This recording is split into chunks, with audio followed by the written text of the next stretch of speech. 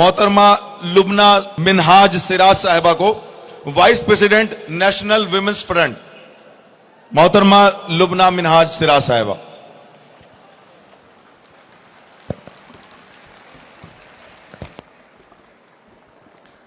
औज़ुबिल्लाहिमिनश्शैतानिर्रजीम, बिस्मिल्लाहिर्रहमानिर्रहीम। न पूछो जमाने से कि क्या हमारी कहानी है, हमारी पहचान तो बस इतनी है कि हम सब हिंदुस्तानी हैं।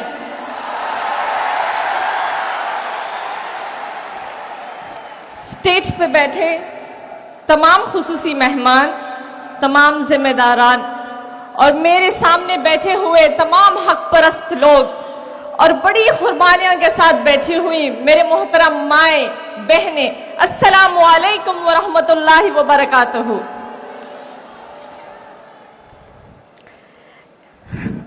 इक्वल राइट्स टू ऑल, सबको बराबर का हक, दुनिया की सबसे बड़ी डेमोक्रेसी के सबसे वजनदीदार शब्द।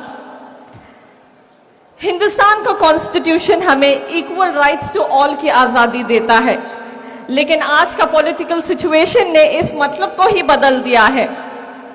यहां सिर्फ उनकी हिफाजत और राइट्स मिल रही हैं जो आज मौजूदा सरकार की चापलूसी करता है, वो चाहे रेपिस्ट हो, क्रिमिनल हो, चोर हो या लिंचिंग करने वाला हो। इनका एक नया मोटो है, या तो बीजेपी के साथ जुड़ जाओ या तो फिर जेल चले जाओ। ऐसे बहुत सारे एग्जाम्पल्स हमारे सामने हैं। ऐसे वाकयात हमें आजादी से पहले भी देखने को मिलती थी कि लोग डर के मारे बीजेपी की ब्रिटिश हुकूमत के साथ जाकर जुड़ जाती और उनकी चापलूसी किया करती थी।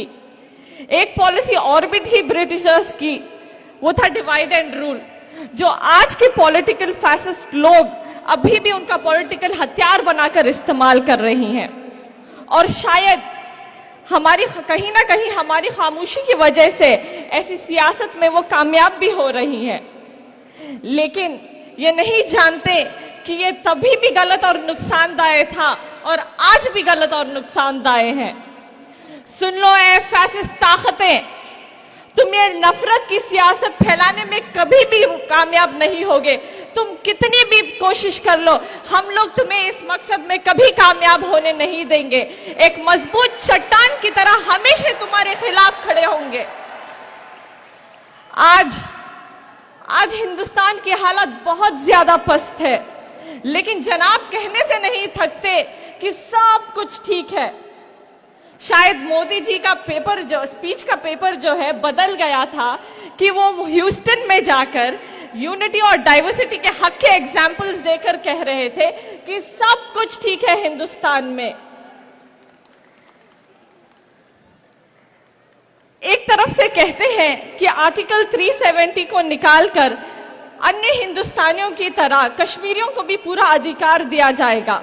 अरे कहां मिल रहा है अधिकार? 60 दिन से कश्मीरियों को लॉकडाउन किया गया है। उनको डेमोक्रेटिक राइट तो क्या, बेसिक नेचुरल ह्यूमन राइट से भी उनको महरूम किया जा रहा है। इंटरनेट बंद है, फोन बंद है, यहां तक कि मस्जिदों में जाना तक मना किया गया है। सुनने में तो ये भी आया है कि अगर से मैयत हो जाती है तो दफनाना भी मुश्किल हो चुका है। अरे कहना आसान है कि सब कुछ ठीक है, लेकिन हकीकत कुछ और है। और हकीकत जानने के लिए मोदी जी, आपको अपने विदेशी दौरे छोड़कर अपने मुल्क हिंदुस्तान में वक्त बिताना चाहिए। अरे खौफ कीजिए उन मजलूमों की हाय से, कहीं खुदरत का कहर तुम पर ना बरस पड़े। और अब तो लगता है कि खुदरत का कहर बरसना शुरू हो चुका है। जीडीपी 8% से लेकर 5% हो चुकी है। ऑटोमोबाइल कंपनीज बंद हो रही है, व्यापारियां सड़क पर आ चुकी हैं और एक सर्वे रिपोर्ट के हिसाब से अनएम्प्लॉयमेंट 35 साल से सबसे ज्यादा है और एशियन करेंसी में तो हमारा वर्स्ट परफॉर्मेंस रहा है। यहां तक कि आम आदमियों को 2 वक्त का खाना खाना भी बहुत मुश्किल हो चुका है। जिस देश की अर्थव्यवस्था यानी कि इकोनॉमिक कंडीशन कगार पर है, लेकिन इनके अयाशों में कोई कमी नहीं है। बहुत हो चुकी भारत के खर्चे पर विदेश यात्राएं, टैक्स पेयर के खर्चे पर विदेश यात्राएं। अरे आपका क्या है, आप तो कहते हैं कि मैं फकीर हूं, झोला लेकर चला जाऊंगा। अन्य हिंदुस्तानियों का क्या होगा, वो कहां जाएंगे? एक वक्त था जब हम डरते थे बेईमानों से, जालिमों से, गद्दारों से। हिफाजत की क्या उम्मीद करें उन हुक्मरानों से जब अपना घर लुट रहा है अपने ही चौकीदारों से। ये लोग डेवलपमेंट की बात करने की बजाय, जो वक्त की सख्त जरूरत है, बजाय उसके ये आरटीआई, एनआरसी, ट्रिपल तलाक बिल, आर्टिकल 370, एंटी कन्वर्जन और एनआईए चेंजेस जैसे ड्रकोनियन लॉज इंप्लीमेंट करने में लगी हैं। ये बहुत बड़ी तबाही के आसार है। मैं हमारी हिंदुस्तान की आवाम से कहना चाहती हूं कि अपनी आंखें खोले और इस पसमंजर से बाहर निकले। वक्त आए तो हालात के साथ लड़ना भी सीखे। बदल जाओ वक्त के साथ या फिर वक्त बदलना सीखो। बदल जाओ वक्त के साथ या फिर वक्त बदलना सीखो। मजबूरियों को मत कोसो, हर हाल में चलना सीखो। हिंदुस्तान बना है कश्मीर से लेकर कन्याकुमारी तक, गुजरात से लेकर अरुणाचल तक, हिंदी से लेकर मलयालम तक और गुजराती से लेकर बंगाली तक। ये हिंद की खासियत है कि ये जुड़ा हुआ है। ये गंगा जमुना की तहजीब है, इसे तोड़ने की कोशिश मत करो। सारी दुनिया पर नजर घुमा के देख लो, यूनिटी और डाइवर्सिटी में यूनिटी की इससे बेहतरीन मिसाल तुम्हें कहीं नहीं मिलेगी। सिर्फ अपने पॉलिटिकल फायदे के लिए एक दूसरे को दुश्मन मत बनाओ। हिंदुस्तानियों जाग जाओ, अब तो जाग जाओ। जिंदा दिल है वो लोग जो बेखौफ होकर हक के लिए आवाज उठाते हैं। जो लोग चोर है, करप्ट है, जेल जाने की डर से बीजेपी में जाकर जुड़ जाते हैं। याद रहते हैं वो लोग जो मरकर भी अपनी छाप छोड़ जाते हैं, जैसे कि टिप्पू, गौरी और करकरे। बेइज्जत है वो लोग जो जिंदा रहकर भी जिल्लत में मिल जाते हैं। मैं ऐसे लोगों का नाम लेना भी गवारा नहीं समझती। ऐसे सूरत हाल में मैं सलाम करना चाहती हूं पॉपुलर फ्रंट ऑफ इंडिया का, जो डेमोक्रेसी और सेक्युलरिज्म का झंडा पकड़कर आज भी हक के लिए डट कर खड़ा है। और उनका साथ देने के लिए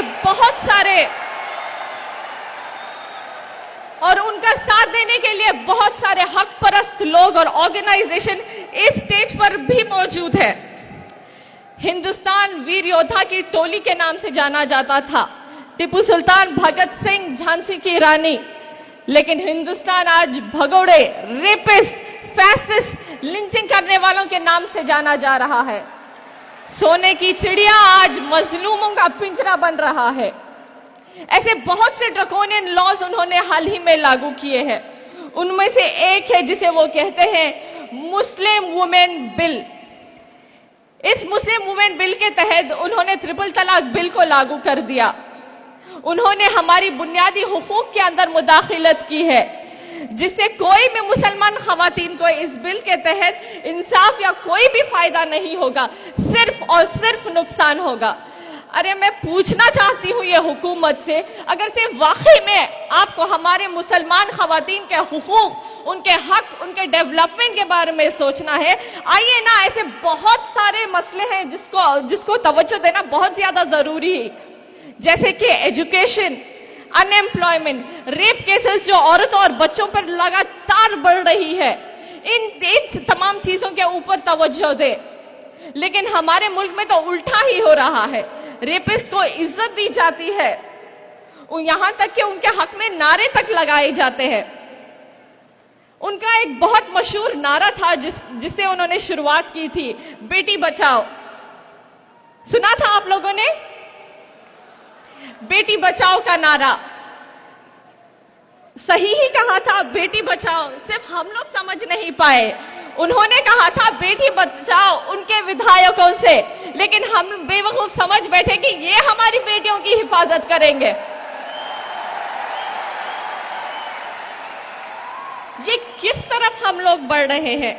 क्या अन्य समाज भी मोदी भक्तों की तरह अंधा हो चुका है? जो कम्युनलिज्म के बादल हिंदुस्तान में छाए हैं वो बहुत ज्यादा डेंजरस है। अगर हम इस हालात में सही और गलत, हक और नाहक को नहीं पहचानेंगे तो आज जो मौजूदा हालात खराब हैं, आने वाले दिनों में वो हालात बहुत खतरनाक बनने वाले हैं। सिर्फ सोचने और पहचानने से काम नहीं चलेगा। हमें हिंदुस्तान की कॉन्स्टिट्यूशन ने ये आज़ादी दी है और ये हक दिया है कि हमारे डेमोक्रेटिक तरीके से एकजुट होकर इसके खिलाफ आवाज उठाए।